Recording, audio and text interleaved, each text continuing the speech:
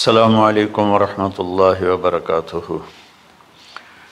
الحمد للہ الذی بیدہ الملک وہو علی کل شیء قدیر، هو الاول والآخر والظاہر والباطن وہو بکل شیء علیم، واشہد ان لا الہ الا اللہ وحدہ لا شریک لہ، واشہد ان سیدنا ومولانا محمدا عبدہ ورسولہ، ارسلہ بالحق بشیرا ونذیرا وداعیا الی اللہ بإذنہ وسراجا منیرا، صلی اللہ تعالی علیہ وعلی آلہ وعلی اصحابہ وبارک وسلم تسلیما کثیرا کثیرا، اما بعد فاعوذ باللہ من الشیطان الرجیم، بسم اللہ الرحمن الرحیم۔ ان ابراہیم کان امۃ قانتا حنیفا للہ ولم یک من المشرکین شاکرا لانعمہ اجتباہ وہداہ الی صراط مستقیم، ثم اوحینا الیک ان اتبع ملۃ ابراہیم۔ وقال تعالی فلما اسلم وتلہ للجبین ونادیناہ ان یا ابراہیم قد صدقت الرؤیا انا کذالک نجزی المحسنین۔ میرے محترم بھائیوں بہنوں، میرے عزیزوں، بچے بچیوں، پوری دنیا کے انسانوں، اللہ کرے میرا پیغام پوری دنیا میں پہنچے، مسلم بھی سنیں، نان مسلم بھی سنیں، کہ اچھی بات تو لینی چاہیے جہاں سے بھی ہو۔ عید قربان جس کو ہم کہتے ہیں وہ قریب ہے، 5 دن 6 دن باقی ہیں۔ یہ ابراہیم علیہ السلام کی سنت ہے، اور میرے نبی نے اس کو زندہ کیا۔ بیچ کے زمانوں میں یہ نہیں تھی، اس کو میرے نبی پاک صلی اللہ علیہ وسلم نے زندہ فرمایا، اور آپ اپنے عید کے موقع پر 2 جانور ذبح فرماتے تھے، 2 دمبے، ایک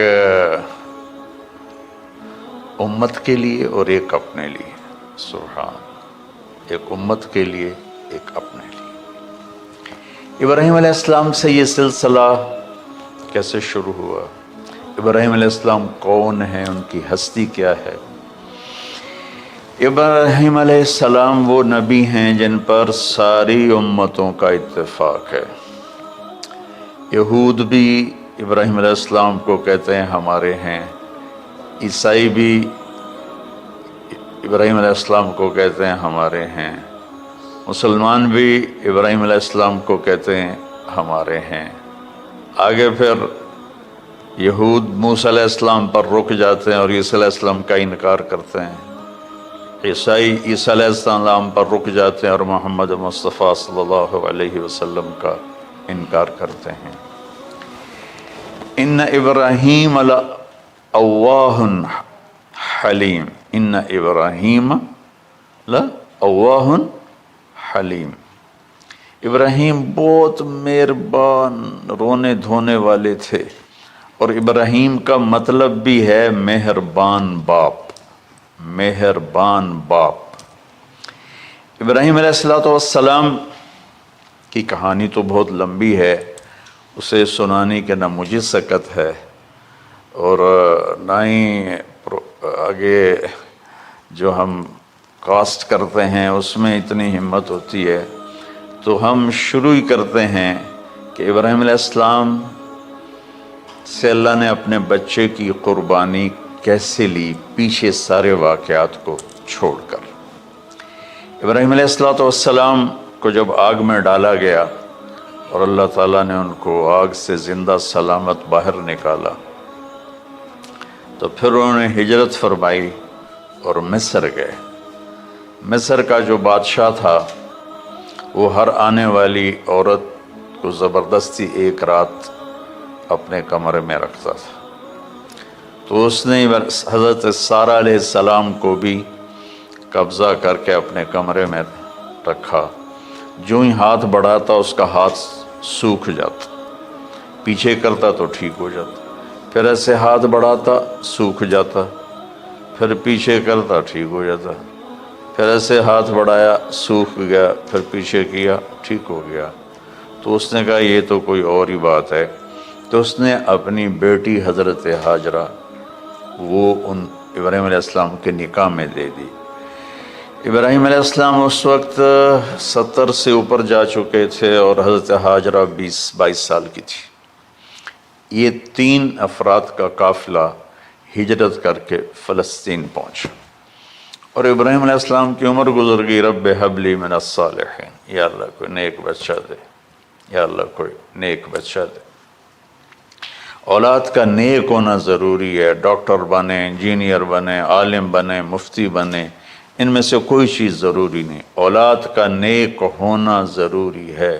اور اس کے لیے والدین کو ٹائم دینا پڑے گا، والدین کو محبت دینی پڑے گی، والدین کو گود دینی پڑے گی، والدین کو شفقت دینی پڑے گی، ورنہ اولاد اور ماں باپ 2 کنارے بن جائیں گے۔ کچھ تقریباً 84 سال کی عمر میں اللہ تعالیٰ نے حضرت ہاجرہ سے بیٹا دیا، سارہ کی بجائے ہاجرہ سے بیٹا دیا۔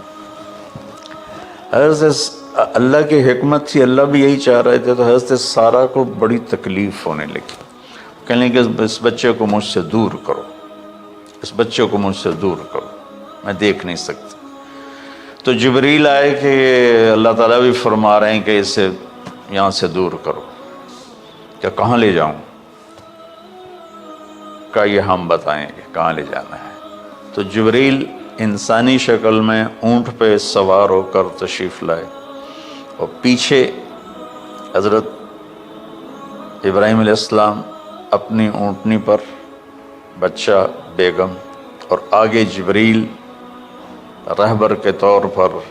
فلسطین سرسبز ہے، کہیں خشک ہے، لیکن پانی ہے، اچھی آبادی ہے۔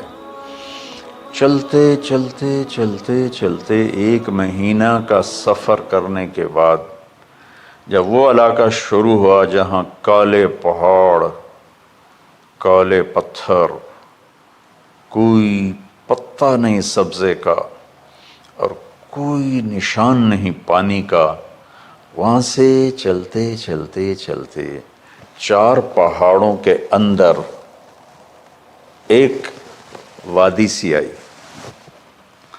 جب وہاں پہنچے تو جبریل کہنے لگے اللہ کے نبی یہاں ہاجرہ اور اسماعیل کو چھوڑ دیں۔ جب وہ آگ میں جا رہے تھے نا ابراہیم علیہ السلام، تو ایک لفظ نہیں بولے، بس نے کہا حسبی اللہ و نعم الوکیل۔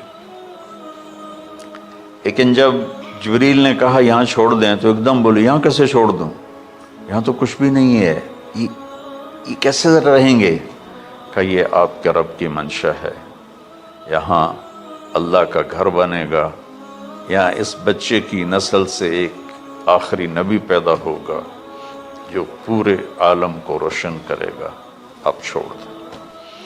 تو وہ وہاں 3 دن رہے، ان کے لیے ایک چھپر سا بنایا لکڑیاں کاٹ کے، یا 2 دن رہے یا 1 دن، یہ تو کوئی تحقیق کوئی نہیں ہے، لیکن ایک چھپر سا ان کو بنا کے دیا ایسے، یعنی اس ایک اوپر لکڑیوں کی چھاؤں کر دی اور نیچے ایسے بانس سے گاڑ دیے اور چل پڑے۔ تو حضرت ہاجرہ فرمانے لگے آپ کہاں جا رہے ہیں؟ اتنا بڑا امتحان تھا کہ جواب نہیں دینا، بس چپ کر کے چلو۔ انہوں نے پھر پوچھا آپ مجھے چھوڑ کے کیوں جا رہے ہیں؟ آگے سے خاموشی۔ چلتے چلتے 3 میل تک وہ اس طرح چلی۔ جب وہ کدئی پہنچیں تو اس وقت ان کو خیال آیا یہ اللہ کے نبی ہیں، کہیں ان کو اللہ نے نہ کہا۔ تو ان کا اللہ امرک، کیا آپ کو اللہ نے کہا کہ مجھے چھوڑ دیں؟ کہنے لگے ہاں، یوں کیا۔ ایک دم ایک نئی ہاجرہ نے جنم لیا کہ اذن، یوں گردن، اذن لن یضیعنا اللہ، جاؤ پھر میرا اللہ مجھے ضائع نہیں کرے گا۔ ابراہیم علیہ السلام بوجھل دل کے ساتھ پیدل چل رہے تھے دونوں میاں بیوی، اونٹنی پہ سوار ہوئے، اور وہ اپنے بچے کو گود میں لے کر ایسے کھڑی ان کو دیکھ رہے تھے۔ یہ کوئی مہینے کے لیے نہیں جا رہے تھے، پتہ نہیں ہے کب واپس آئیں۔ اج دے وچھڑے قد ملن گے، جانے رب رحمان۔ دیکھتی رہیں۔ انہوں نے ایسے پہاڑی کے اوپر چڑھے کہ اونٹ نیچے اتری، تو پھر انہوں نے منہ موڑا اور واپس اس وادی کی طرف چلی۔ کیا وقت تھا، صبح تھی، شام تھی۔ جو ابراہیم علیہ السلام غائب ہوئے تو ایک دم آپ نے اونٹنی کا منہ موڑا ادھر ہی اور کہا ربنا انی اسکنت من ذریتی بواد غیر ذی زرع ربنا لیقیموا الصلاۃ۔ کیا درد ہے۔ آپ اندازہ لگاؤ، ایک آدمی کو 84 سال کی عمر میں بیٹا ملے اور پھر اسے ایسے جنگل بیابان میں چھوڑ دیا جائے، تو ان کے دل پہ کیا بیت رہی ہوگی۔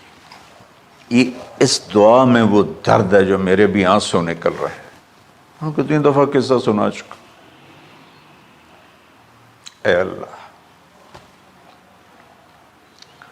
تیرے ہی کہنے پر، تو جو میرا رب ہے، یا اللہ نہیں کہا، اللہم نہیں کہا، ربنا، یا اللہ تو تو مہربان ہے، اس میں بھی کوئی تیری مہربانی ہوگی، تیری محبت ہوگی، تیری شفقت ہوگی۔ انی اسکنت من ذریتی، میں نے چھوڑ دیا اپنی اولاد کو، یا اللہ میں نے وہاں چھوڑا جہاں نہ پتا ہے، نہ دانا ہے، نہ پانی ہے، تو جان اور یہ جانے۔ اس درد بھری دعا نے عرش کو بھی ہلا دیا تھا، اور آپ نے منہ موڑا۔ اس باپ کو سوچو جو ہر قدم پہ اپنے معصوم بچے سے دور ہو رہا ہے، اور اس ماں کو سوچو جو ہر قدم پہ اپنے خامن سے دور ہو رہی ہے۔ ابراہیم کی منزل تو آگے گھر ہے، 2 بیویاں اور ہیں، ادھر تو پتھروں کے ساتھ دوستی ہے۔ جب ہاجر، میں ایک دفعہ میں ایسے سوچ میں بیٹھا، میں اتنا رویا۔ میں نے کہا جب وہ ہماری ماں ہاجرہ وہاں اکیلی بیٹھی ہوگی، وہ چاروں طرف اونچے اونچے پہاڑ تھے، اور اندر بیٹھنے والوں کو باہر کا پتہ نہیں، باہر والوں کو اندر کا پتہ نہیں۔ شام ڈھلی ہوگی تو اندھیری رات نے کیا ظلم ڈھایا ہوگا، کالے پہاڑوں کا اندھیرا، اندھیری رات کا اندھیرا۔ تارے بھی حیران ہوں گے یہ کون بی بی بیٹھی ہوئی ہے۔ ستارے روزانہ ہی نکلتے تھے، لیکن آج وہ ایک نیا تماشا دیکھ رہے ہیں کہ ایک معصوم شہزادی ایک معصوم بچے کو گود میں لے کے بیٹھی ہے، کون اسے یہاں چھوڑی۔ چاندنی رات ہی تو چاند بھی حیران ہو رہا ہوگا، یہ کیا ہو رہا ہے، یہ کیا ہو رہا ہے، یہ کیا ہو رہا ہے۔ اور وہ تنہا جان آسمان کو دیکھتی ہوگی، یا اللہ یہ میرے ساتھ کیا ہوگی۔ وہ رات کیسی، پہلی رات کیسی گزری ہوگی حضرت ہاجرہ پر۔ یہ ہمارے تبلیغ والے 3 دن کے لیے جاتے ہیں، بیویاں شور مچا دیتی ہیں، چھوڑ کے جاندے پہ، چھوڑ کے جاندے پہ۔ اس ہاجرہ کو سوچو جس پر اندھیری رات تھی، اور اسے کچھ پتہ نہیں تھا میرے ساتھ کیا ہونے والا ہے۔ جب دن چڑھا تو سورج نے دیکھ کر اس کی آنکھیں پھٹ گئیں کہ یہ کیا ہے۔ وہ تو کسی پہ رحم نہیں کرتا، اس کی آگ نے پتھروں کو تپایا، میری ماں ہاجرہ کے چھپر کو تپایا اور تڑپا کے رکھ دیا۔ ایک چھوٹا سی مشکیزہ تھا پانی کا، اسے گھونٹ گھونٹ پی کے ان کے منہ میں بھی ڈال رہی تھی۔ اس مشکیزے پر 3 دن گزرے، پانی ختم ہو گیا۔ ہم 92 کے حج میں پھنس گئے، مزدلفہ سے پہلے تو ہماری بس میں پانی کوئی نہیں تھا۔ جو اس وقت ہمارا حال ہو، ہمیں پتہ تھا 2-4 گھنٹے کے بعد پانی ہے، لیکن جو اس وقت بچے بھی تھے، چیخ و پکار تھی۔ ہاجرہ کی چیخیں کون سن رہا تھا؟ اور ادھر اسماعیل کی دھاڑ دھاڑ شروع ہو گئی، پیاس کی وجہ سے، بھوک کی وجہ سے۔ بے بس ماں دیکھ رہی ہے، میں کیا کروں؟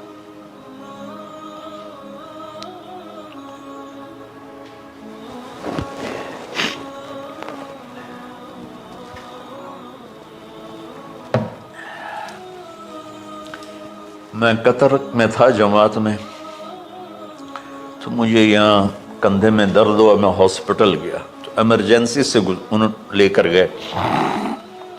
ایک بچہ تڑپ رہا تھا اس میں، جو ہاسپٹل کا بیڈ ہوتا ہے چھوٹا سا، اس کی ماں ٹیک لگا کر نا بستر پہ اس کو یوں دیکھ رہی تھی۔ مجھے نہیں پتا وہ کون ہے، مجھے نہیں پتا اس بچے کو کیا ہے، لیکن آپ یقین مانیں یہ جو میرے آنسو ہیں اس عورت کی وجہ سے، کہ جس خاموش ساز خاموش فریاد سے معمور ہیں ہم، نالہ اگر لب پہ آتا ہے تو مجبور ہیں ہم۔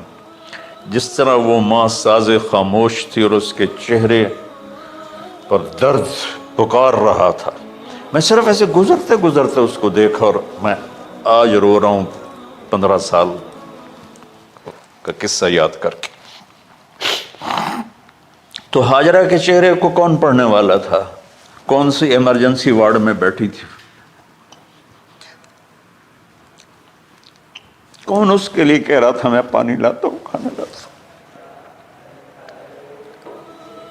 موت تھی دونوں ماں بیٹی کی۔ تو یہ بے قراری میں صفا مروہ کی دوڑ لگائی، انہیں پتا تھا کچھ نہیں ہے۔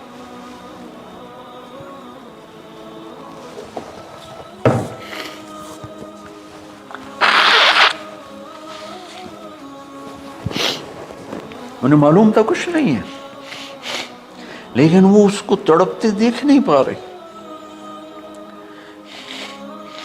وہ بھاگیں، صفا پہ چڑھی، ادھر دیکھ ادھر دیکھ، ابھا دیکھاں لمحہ دیکھاں، ڈٹھی دل کو دیواں ٹیکاں، سجن مل سم کے مر پوساں۔ یہ ہماری سرائکی کا شاعری ہے۔ مشرق دیکھتے ہوں، مغرب دیکھتے ہوں، دائیں بائیں دیکھتے ہوں، کوئی ہے میری فریاد سننے والا۔ یہ حالت تھی اس وقت ام اسماعیل کی۔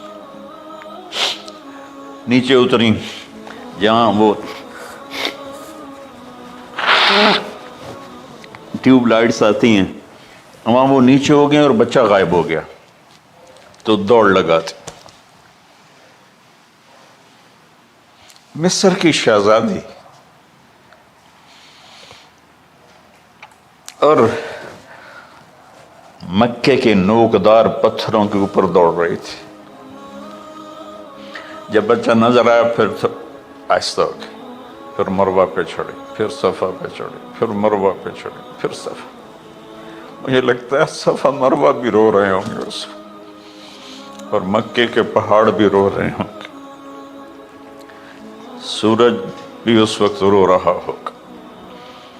آخر وہ مروہ پہ تھک کے گر گئی۔ یہ نہیں کہ انہوں نے 7 چکر لگانے تھے، 7ویں چکر کے بعد ان کی ہمت جواب دے گئی، وہ گر گئیں اور ان کا جینا چاہا کہ میں بچے کو اپنے سامنے مرتا دیکھوں، اس لیے وہیں گر گئیں کہ میں اتھے مر جاؤں وہ اتھے مر جاؤں۔ پھر ایسے حسرت بھری نظروں سے یوں دیکھا مر گیا کہ نہیں، تو وہاں ایک آدمی کھڑا تھا۔ پھر مردہ جسم میں پھر جان آ گئی، پھر انہوں نے اپنے آپ کو اٹھایا اور دوڑ لگائی۔ پہنچی تو آدمی غائب تھا اور ایڑیوں سے پانی نکل رہا تھا۔ اتنے چکر کیوں لگوائے، پہلے ہی نکال دیتا۔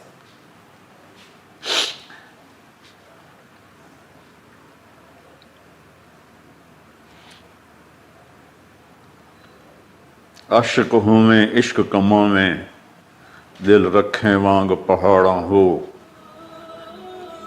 سہ صدیاں ہزار غلامیں کر جانے باغ بہاراں ہو منصور جے چک سولی دتے جڑے واقف کل اسراراں ہو سجدیں سر چائیں نہ باہو توڑے کافر کہیں ہزاراں ہو عاشق سوئی حقیقی جڑا قتل معشوق دے مننے سر نو جوڑے تے مکھ نہ موڑے ہمیں 100 تلواراں کھنے سچا عشق حسین علی دباہو سر دتے تے راز نہ بن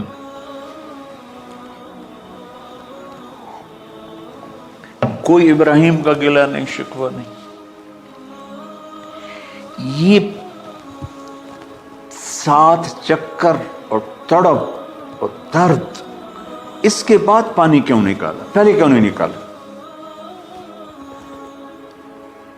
کہ عشق کا راستہ ہی ہے. میرے گھر کے راستے میں کوئی کہکشاں نہیں ہے. راستہ عشق اشقا سے. اشقا کہتے ہیں آکاس بیل جو درخت کو چمڑ جاتی پیلی، تو وہ درخت اس کا ایسا عاشق ہوتا ہے سب کچھ اس کو کھلا کے خود خوش ہو کے جل کے بالن بن جاتا ہے.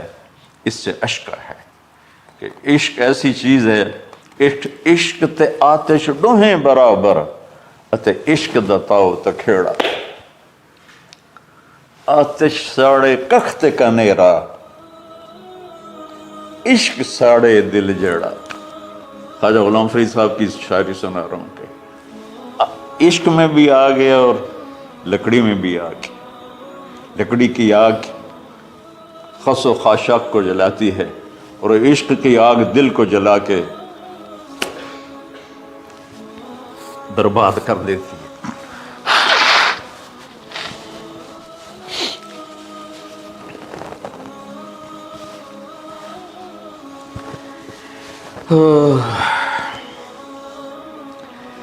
یہ دنیا میرے بھائی بہنوں امتحان کی جگہ ہے. ہم اسے جنت بنانا چاہتے ہیں. ہم یہاں اپنی مرضیاں پوری کرنا چاہتے ہیں.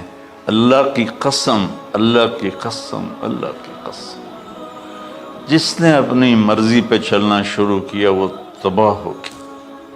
جو اللہ رسول کی غلامی کے دائرے میں آیا وہ کامیاب ہو گیا. دیکھا تو پانی ابل رہا ہے، ابل رہا ہے، ابل رہا ہے، فوارے مار رہا ہے.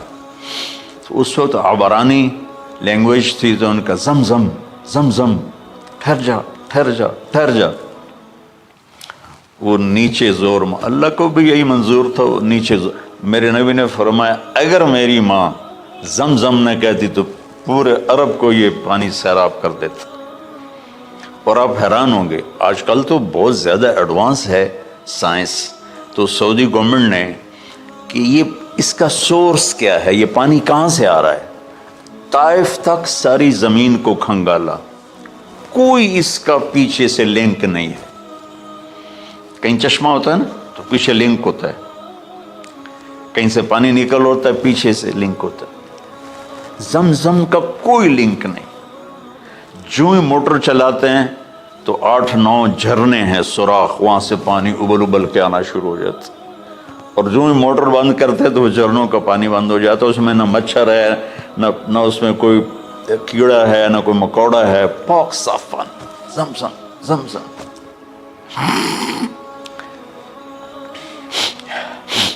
جتنا اونچا بنانا ہو بلڈنگ اتنی گہری بنیاد. اس ماں بیٹے سے محمد مصطفیٰ نے آنا ہے تو پھر بنیاد تو گہری ہوگی نا. ایسے تو نہیں ہے نا.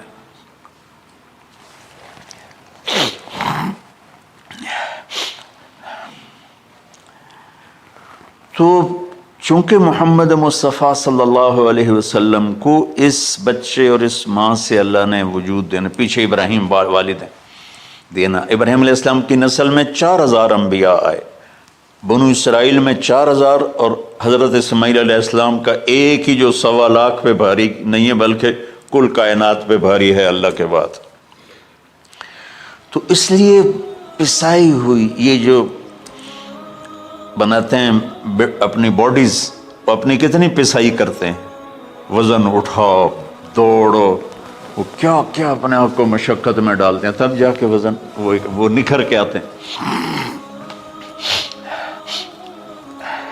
یہاں کوئی آبادی نہیں تھی، یمن سے لوگ جاتے تھے شام تجارت کے لیے، تو قبیلہ جرہم کا گزر تھا، پانی نہیں تھا، تو وہ پانی کی تلاش میں تھے، انہوں نے پرندے دیکھے، وہ کہنے کہ پرندے تو پانی پر آتے ہیں، انہوں نے 2 آدمی بھیجے، آگے دیکھا ایک خاتون، ایک بچہ اور کنواں تو نہیں تھا، پانی چشمہ، تو وہ سارے آئے اور کہا کہ بہن ہم یہاں ٹھہر جائیں، کہ اب ٹھہرو لیکن پانی میرا، ان کا ٹھیک ہے پانی آپ کا ہے۔ تو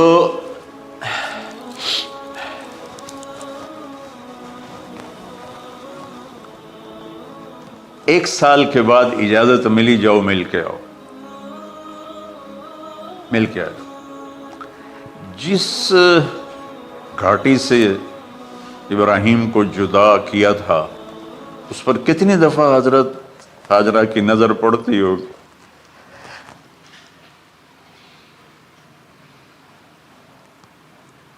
اگر آپ اس کو فیل کریں تو یہ قصہ بیان ہی نہیں ہو سکتا، بس رونا ہی پڑے گا۔ اور خاص طور پر آج کے دور میں جب کوئی اللہ کو کی ماننے کے لیے تیار ہی نہیں ہے، کوئی جہنم سے ڈرنے کے لیے تیار نہیں، کوئی جنت کی طلبگار نہیں۔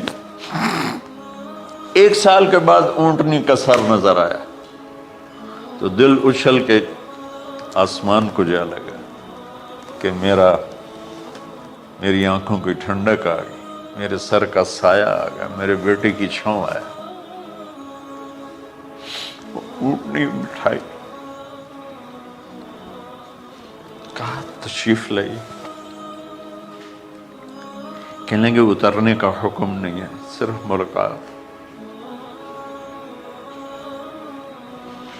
نہ آتے صبر آیا ہوا تھا، صبر توڑ کے پھر جا رہے ہیں،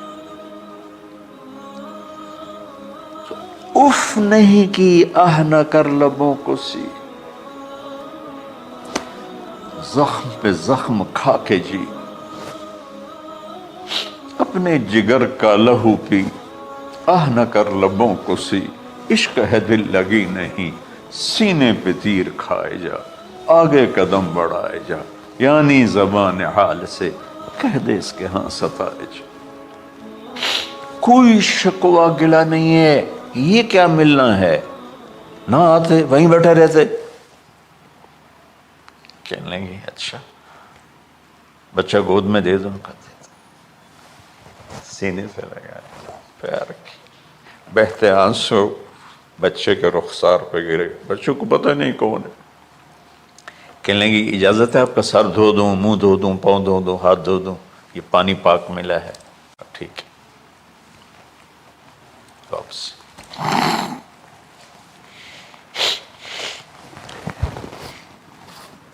فلما بلغ معه السعي، جب وہ بچہ بھاگنے دوڑنے لگا، دل میں اتر گیا، نظروں کو بھا گیا، تو خواب آنے شروع ہوئے، قیمتی چیز قربان کرو، پتہ نہیں کتنی بکریاں قربان کر دیں، پھر خواب آیا قیمتی چیز قربان کرو، پھر گائے قربان کر دیں، عدد مجھے یاد نہیں ہے، پھر خواب آیا قیمتی چیز قربان کرو، اونٹ قربان کر دیے، پھر خواب آیا قیمتی چیز قربان کرو، تو پھر خیال آیا کہ یہ اسماعیل کی طرف اشارہ ہے۔ 1500 کلومیٹر ہے، 1 مہینے کا اونٹ کا سفر ہے، چھری لے کر ایک باپ بچے کو ذبح کرنے جا رہا ہے، اس مہینے کے ہر منٹ نہیں ہر سیکنڈ میں اس کے دل پہ کیا گزر رہی ہوگی، کس لیے جا رہا؟ ساری دنیا پھرتے ہیں، جب گھر واپس آنے کا ہوتا ہے تو خوش ہو رہے ہوتے ہیں کہ پاکستان جا رہے ہیں، پاکستان جا رہے ہیں، کتنی دفعہ اللہ نے دنیا پھرائی۔ یہ اور اس باپ کی عمر اب 92 سال ہو چکی، 92 سال مولانا صاحب، اس کی اونٹنی کے قدم کے ساتھ نہیں، ہر سیکنڈ کے ہر کروڑویں حصے میں ابراہیم کا دل پھٹتا ہوگا کہ اس معصوم بچے کو ذبح کیسے کروں۔ اللہ کی مان کے دکھا دی۔ اللہ نے تو ہمیں دین ہی آسان دیا ہے، ہم سے تو نہیں بچوں کی قربانی مانگی۔ ابو بکر صدیق رضی اللہ تعالیٰ عنہ نے فرمایا تھا، یا رسول اللہ، ایک آیت ہے جس کا مفہوم یہی ہے، اگر اللہ ہمیں کہتا نا بچے قربان کرو، ہم بھی چھریاں چلا دیتے۔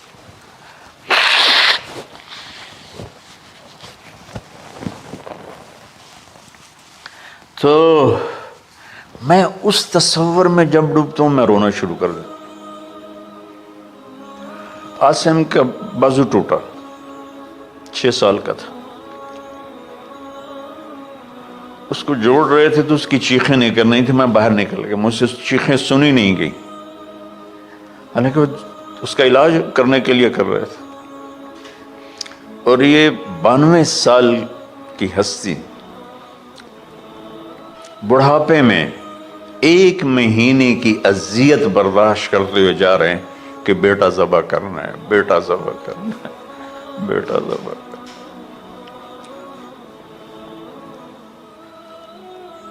تو وہاں پہنچے تو اب اسماعیل نے جانا ہے کہ یہ ہیں میرے ابا، وہ کیسے لپٹے ہوں گے، کیسے چوما ہوگا، کیسے پیار کیا ہوگا، یہ بیوی کا آپس میں۔ مجھے نہیں پتا کہ کتنے عرصے بعد انہوں نے ایک قدم اٹھایا، لیکن کہا کہ بچوں کو تیار کرو، میں اس کو سیر کرانے لے جا رہا ہوں۔ بڑی خوش ہوئی، ماں بھی بچہ بھی اچھل رہا ہے، اور لے کے پہنچے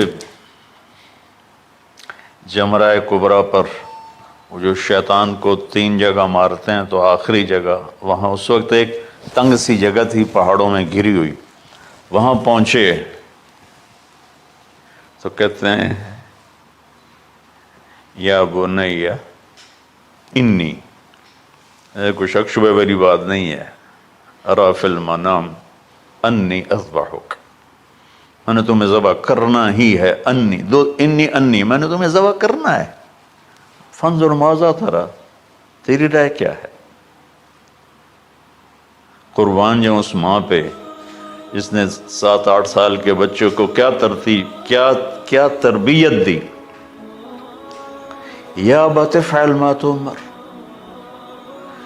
یعنی یا ابت افعل، بیچ میں کوئی حرف نہیں، کوئی عطف نہیں، یا ابت افعل بما تؤمر ستجدنی انشاء اللہ من الصابرین۔ اس عمر میں اپنی قربانی کو اللہ کے ساتھ جوڑا۔ بک کرو آپ۔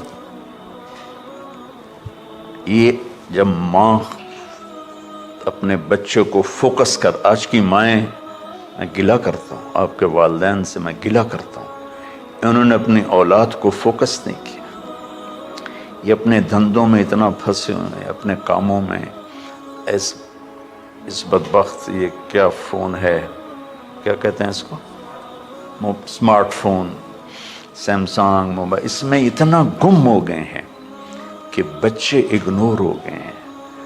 3 سال کا بچہ اسکول جا رہا ہے، اسے ماں کی گود چاہیے، اسے اسکول بھیج رہے ہیں، وہ وہاں میرے بچے کو ڈسلیکسیا تھا، یعنی اس کو، عاصم کو، اس کو پڑھنا نہیں آتا تھا، ایک بیماری ہے، تو اس کی ٹیچریں مار مار مار اس کا حشر کر دیتی، میرا بچہ برباد کر دیا انہوں نے۔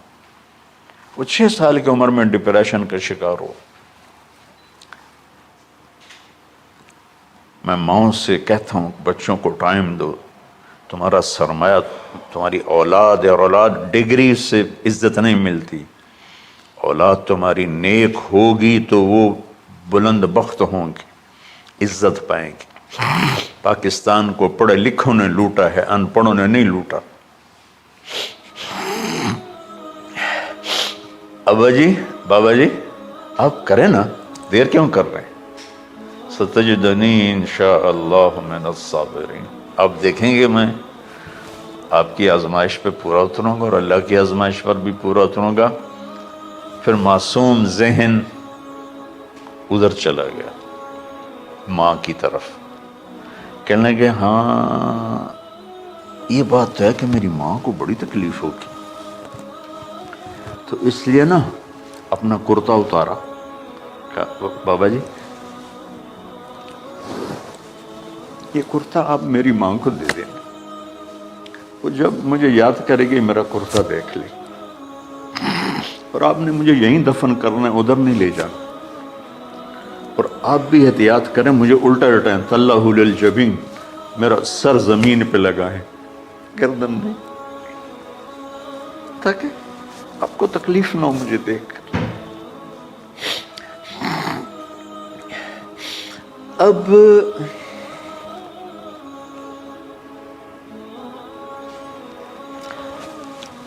میں تو مرغی ذبح ہو رہی ہوں نا تو اس کو تڑپتے نہیں دیکھ سکتا۔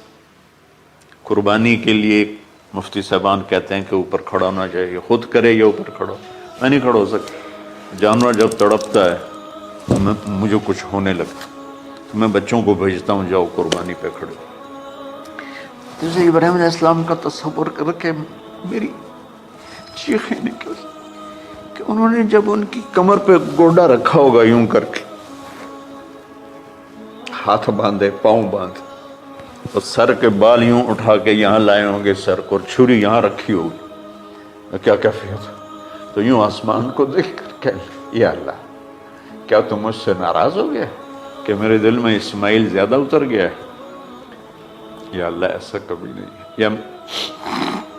یا اللہ یہ میرا کوئی امتحان تو لے رہا ہے، یا اللہ تیرے پر سب کچھ قربان ہے، اور یوں چلائی، اور اللہ تعالیٰ نے چھری کی کیا حیثیت ہے، اس نے چلنے سے انکار کر دیا، پھر چلائے، پھر چلائے۔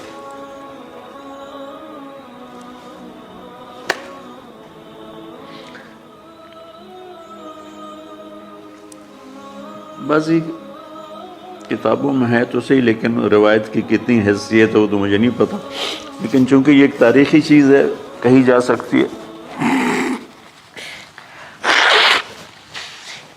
کہتے ہیں پھر گئے اور چھری کو تیز کیا پتھر پر، تیز کر کے جب آئے نا اور بال پکڑے، آسمان کے فرشتے 2 دفعہ روئے ہیں انسانی تاریخ میں، آسمان کے فرشتے 2 دفعہ روئے ہیں انسانی تاریخ میں۔ ایک جب ابراہیم علیہ السلام نے ان کی کمر پہ اپنا گھٹنا رکھا کہ سر کے بال پکڑ اور چھری پکڑ کے یہ کہا یا اللہ تم مجھ سے ناراض ہو، تو آسمان کے فرشتوں کی چیخیں نکل گئی۔ اور ایک جب اللہ کے نبی کو طائف میں پتھر پڑے کہ اللہ من یشکو الیک ضعف قوت، تو آسمان کے فرشتوں کی چیخیں نکل گئی جب ہمارے نبی کو طائف والوں نے مارا اس پر۔ یہ 2 دفعہ آسمان کے سب فرشتے روئے۔ تو پھر اللہ نے کہا بس، نادیناہ ان یا ابراہیم قد صدقت الرؤیا انا کذلک نجزی المحسنین، ابراہیم تو پاس ہو گیا ہے۔ چھری چل گئی، اور آنکھوں پر تو پٹی تھی، چھری چل گئی، پٹی کھولی تو سامنے کبش تھا، تنبا اور اسماعیل اور جبریل کھڑے ہوئے تھے۔ اس جانور کی قربانی ایک علامت ہے، اس قربانی سے ایک پیغام ہے کہ اپنے غلط جذبات کو اللہ پر قربان کر دو۔ ہم سے اللہ نہیں کہہ رہا بچے قربان کرو، ہم سے کہہ رہا غلط جذبات قربان کرو۔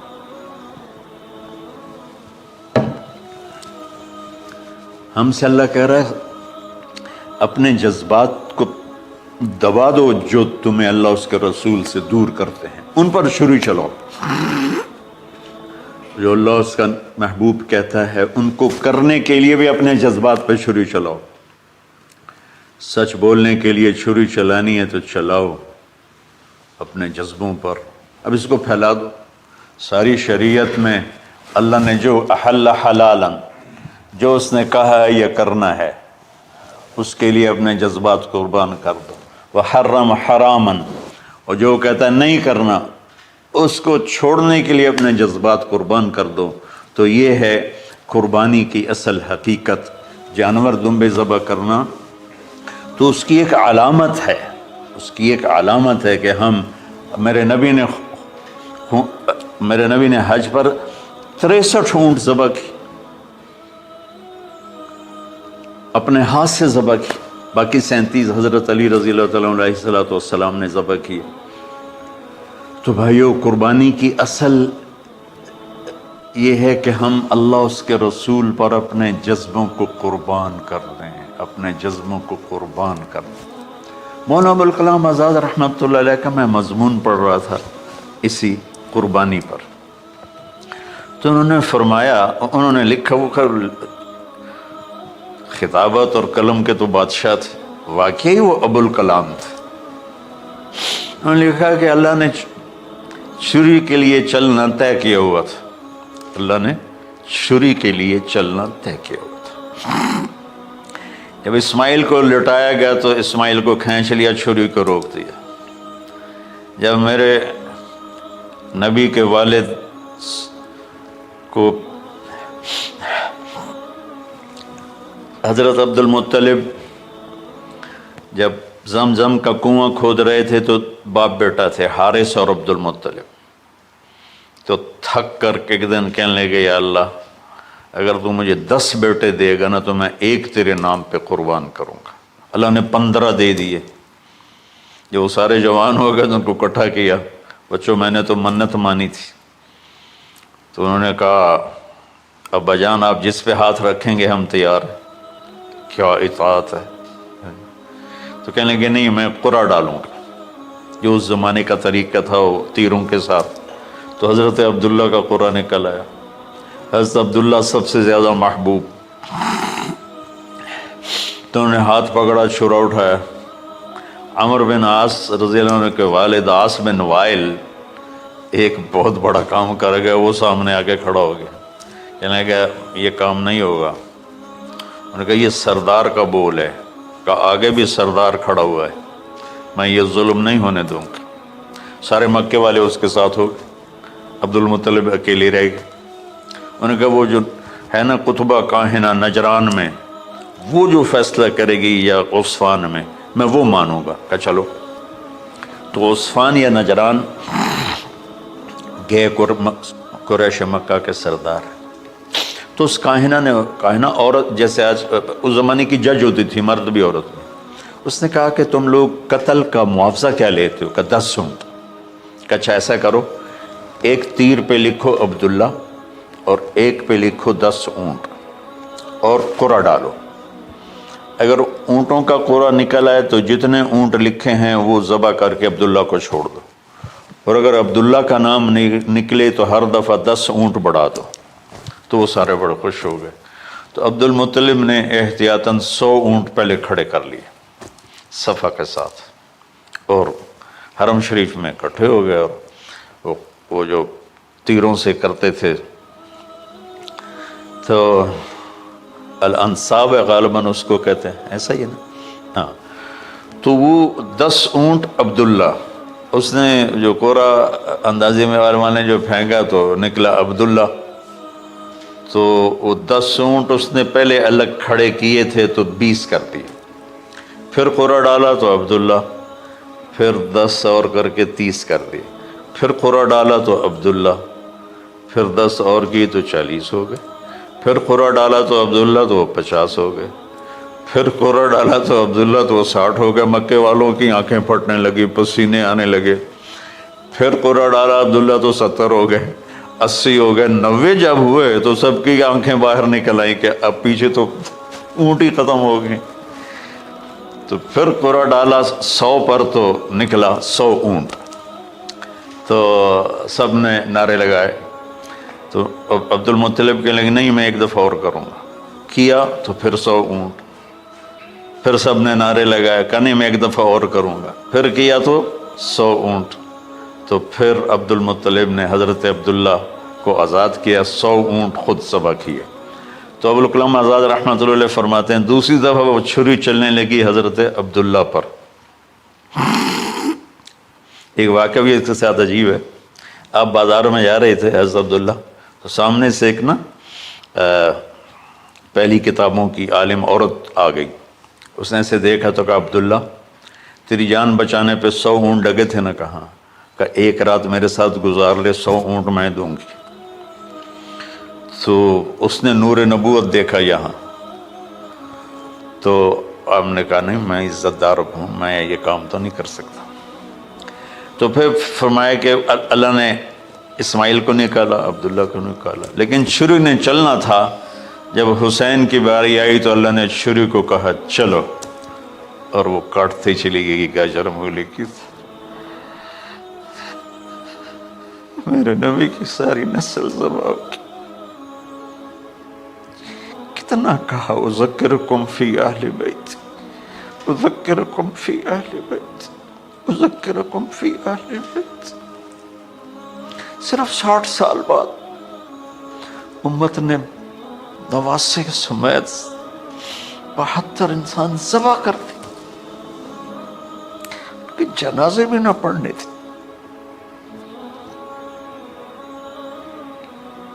اقبال نے کہا تھا نا قتل حسین اصل میں مرگ یزید ہے، اسلام زندہ ہوتا ہے ہر کربلا کے بعد.